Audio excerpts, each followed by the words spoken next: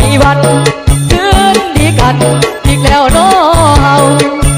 ยังลืมน้องของเก่าว่าเมียเก่าเพียงคู่ขอเมีย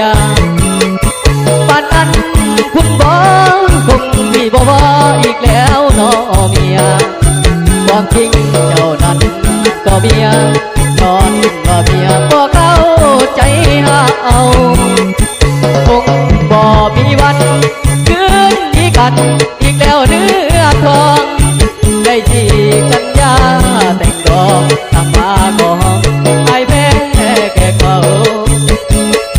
เหตุผลบ่หลายก็คือไอ้เพียงดื่มน้ำเมาใจเจ้า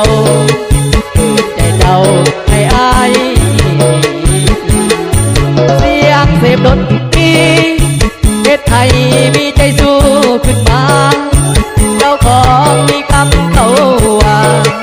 ภรรยาขออย่าสามีตัดสินทางเดินหาเงินเกินกันเต็มที่แฟนเก่าเขาคงมีดีไอ้นี้มีได้แต่บ้านคงบ่มีวันคืนนี้กันอีกแล้วน้อเมียห้องนอนหมอนเก่ามาเปียเกิดใจเสียขาดถือ3 วันลาก่อนบังอ่อนขออวยพรสู้พี่เดือจันอย่าได้ใส่แน่นนอสันไอ้บ่เต่าหันสู้พี่นาวีเอีย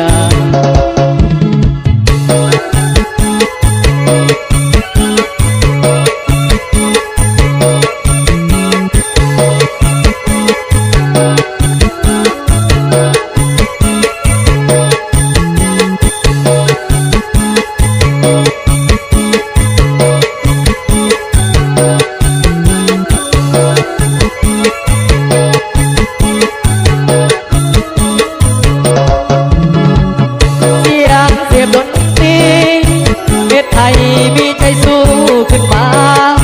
เจ้าของมีคำเขาว่าภรรยาขอ